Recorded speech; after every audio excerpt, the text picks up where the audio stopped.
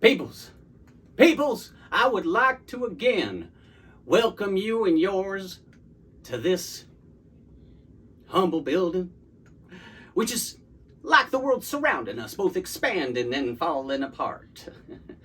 Like the very large Dagwood sandwich we've all tried to make after the next day after an eventful Thanksgiving. Well, like the oversized sandwich, we need to try to hold our world together. But to taste it and to hold it all together, we will need to get our fingers a little bit dirty. It's an adventure. It's something special. And it's fun. At its simplest, like a playground. Were we all drawn to the playground as young children to meet others like ourselves and others we had yet to know? To play with our friends and not to have to worry about all the things that we're forced to be encased by as adults. But even then, we would enjoy the solace and simplicity of sitting in the sand. Yes, the sandbox. Clean dirt that we were allowed to play in. Like a trip to the beach without all the seashells and saltwater taffy. It brought us to a calmer place. But now, it's going to bring us to the rest of my Dagwood. Today, many people have come up to me with faces of genuine concern to ask about our dear Pastor Fishman, who, as we all know, is a soul of few words and prefers to deal with the public in a private, one-on-one interaction as opposed to these talks, which I am honored to give. He did, though, always sit outside before my talks to you great and fine peoples, and then quietly come inside just before the event and sit there. People were concerned. Something might have happened to our dear great-haired friend. But I have what some may find to be startling news. News in which you might want to cover your young children's ears, for Mr. Fishman isn't really a pastor. He's never attended any school of religious intent. I don't even think he's been inside a high school for that matter. Mr. Fishman is just I like to call a very old soul who would listen and calm everyone he came in contact with, which is why I began to call him pastor. It felt empty this morning without him by the door.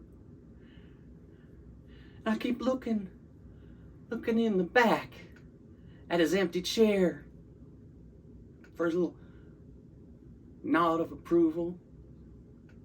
It's not there. Because he is not. I need to confess that he is not only not a pastor, but he is also not a he. Discovery, which was a surprise to us all. Please don't think I care about gender. I believe that goodness comes from everyone, and whatever you feel you are, it's okay with me. We are beings of many levels and with many very good things to find. No, Pastor Fishman, not a real pastor, and he's not a he. He is a she. And as we all know, is also a rather large gray cat. A cat who, like the autumn breeze, blew into our doors many years ago and blessed us with her presence. Oh, and before any of you become worried, she has not permanently left the building. She, like the world and hopefully our hearts, has unexpectedly expanded, and is now the proud mother of 7 wonderful little kittens.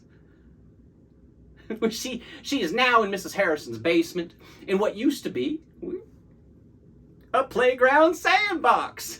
In time, she will return to her duties, both as pastor and remover of mice and crickets. There's nothing more haunting than a cricket in a room such as this. So, in her absence, after I have ended, as you leave, if you see someone who you may or may not know, like in those days at the playground, who looks as if they need to talk to someone, like they need someone to listen to, try to do what our absent feline would have done oh so very well. Oh yes, and here's the part that you might want to cover our young children's ears for. If anybody wants a kitten, we're looking for some good homes. You can leave us a message on the machine. Remember, sometimes it's more important to listen than to talk, to learn than to teach, to hug than to push away. Drive safe. Fix yourself a sandwich with whatever makes you happy and enjoy those autumn breezes, because they can bring in such wonderful surprises.